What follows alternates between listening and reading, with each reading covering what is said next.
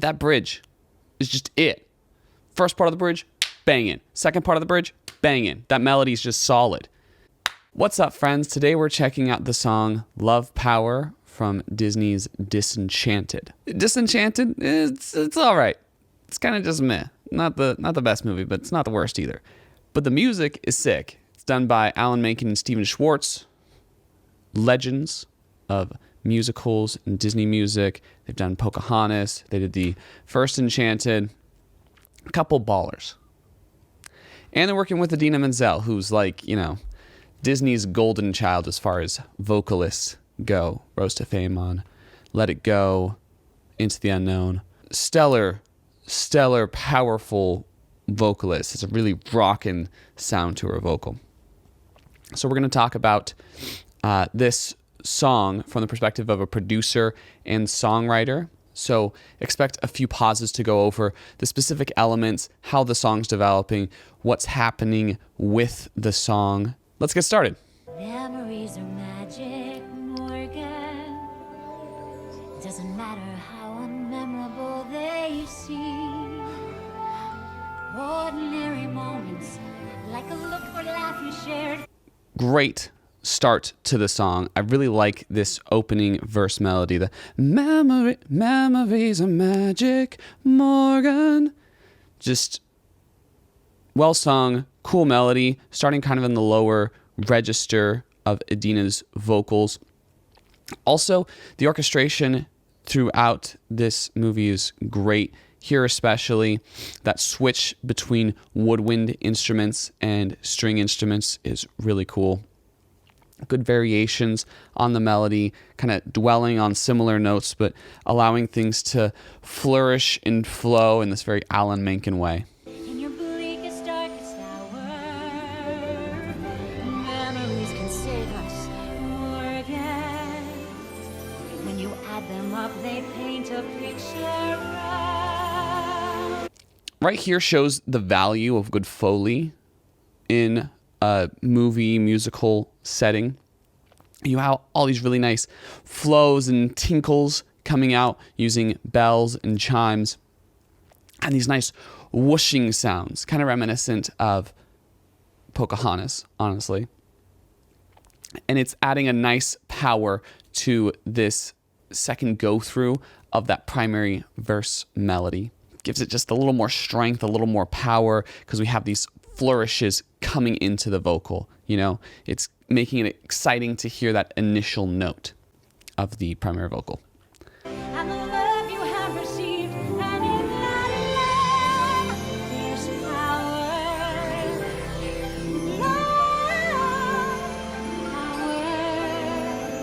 There's really cool things going on in the orchestration for that first chorus. You have the woodwind instruments doing these really nice little arpeggios, and then these individual bells coming in to emphasize the vocals at certain notes. Yeah, really making the whole song feel filled and feel like each instrument, including the vocal, has a very important part to play. So like when the vocal's holding out more, we're letting things develop in the strings to kind of build the excitement around the vocal. Always choose to use it if we dare.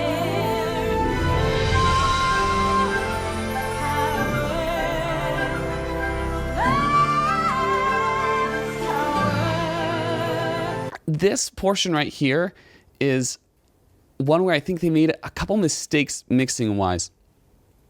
Idina's vocal is really intense in general. She's got a really great rockin' ballin' vocal, right? But in the mix, the movement of those woodwinds and of those strings is starting to overtake her vocal. So her vocal's like so low in the mix that it's not like center stage.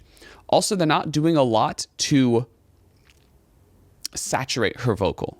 There's no doubling going on. There's no distortion going on. It's just the vocal as it is, fairly raw, a little bit of reverb, a little bit of compression, but nothing to really emphasize it, to really bring it on top of the mix and make it take center stage, which, in my opinion, I think you need to do with Idina's vocals. That's a little bit of a mistake, and something that you don't see in the songs where Bobby Lopez and Kristen Anderson Lopez are writing for Idina.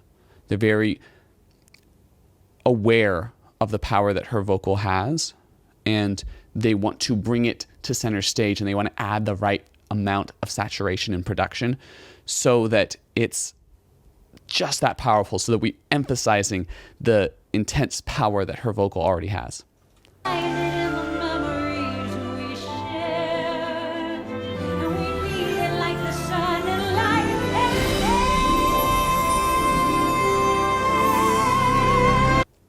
Right there, the vocal is sharing the melody with the flute section, with the woodwinds, and that's kind of adding this extra oomph to it. And then when you get to those top notes, that breaks away, and we get the strings coming in to do their dum, dum, dum, dum, dum, dum, dum, dum. Sounds nice. Click. When we need real magic, Morgan, this is where to go. Find the song inside you that you'll never seem to know. Let it grow. Let it glow. Click. I just think those lines are so funny. Let it grow, let it glow. Maybe let it go too. Am I right? You go. Someone needs to stay behind to protect our world.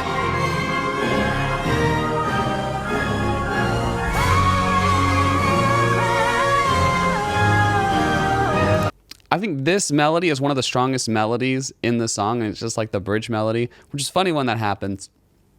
Also, I think it's interesting that they turn down the vocal as the speech part comes in on this song, and then Idina comes back with just more power, hitting it hard once the talking is over. Rock that grows a flower, has a ray of sunshine that's a cake of ice. So we'll sing it out into the world, we'll sing it on. That bridge is just it. First part of the bridge, banging. Second part of the bridge, banging. That melody is just solid. Just so good, and it's really brings out the emotion in Idina's vocal in a great way.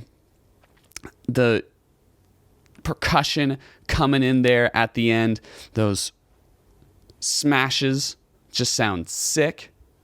You know, we're really getting to this cool point in the song. But then it goes back to that chorus, and I'm not like in love with that chorus. It's good. It functions. I just don't think it's taking full advantage of what Idina can do again. Just remember the memories that show us the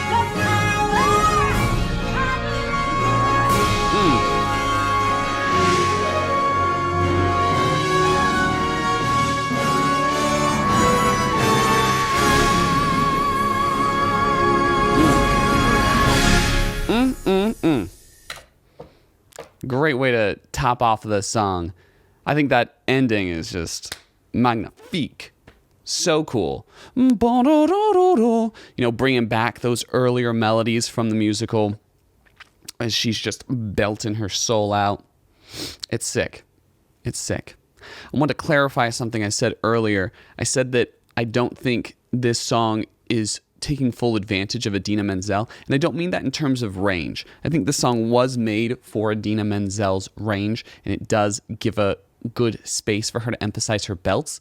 I just think that Idina has this really like rebellious rocker vibe to her, and that this song isn't that. It's a very supportive role type of song within the musical, and so it's just like not quite right. That being said, it's one of my favorite songs from the movie, and Idina just destroys it.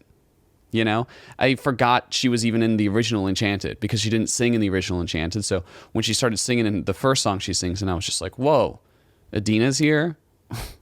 Party's going to get started now. Like, this is going to get intense. And then it did. You have that intensity. It's just not, it's not the full, like, emotional Idina that we get from Let It Go, Into the Unknown, Show Yourself. Still cool though. Still cool. And I think that has a little bit to do with production, a little bit to do with song choice for the character. I'm guessing that when they were making this, they thought, oh, we want, a big song for Idina Menzel because she's in this movie and she's so hot in terms of vocal prowess. So many people love her voice because it's great. And so they gave her a song that could make the most sense for her character, but it still wasn't personal enough. I mean, it's more of a supportive role song. I don't know that Alan Menken and Steven Schwartz are the right writers for Idina. Like, I think Bobby Lopez and Kristen Anderson Lopez do such a great job tailoring their songs to her and tailoring the movies in some sense to her. And that's just not quite as possible here because of the role she's already played in the movies. It's interesting. It's cool. It's a great song. Alan Menken and Steven Schwartz are geniuses. Not discounting any of that. Yeah, those are my thoughts. Hope this little analysis reaction thing has given you some insight into the song. Hopefully it's made you enjoy it a little more, look at things with a more analytical eye in terms of music.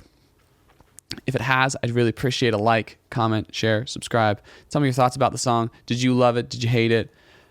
Also, check out my music. I've got a little emo folk album I put out recently called Bashing My Head Through a Wall. Also, I've got other Disney music reaction stuff that you can check out.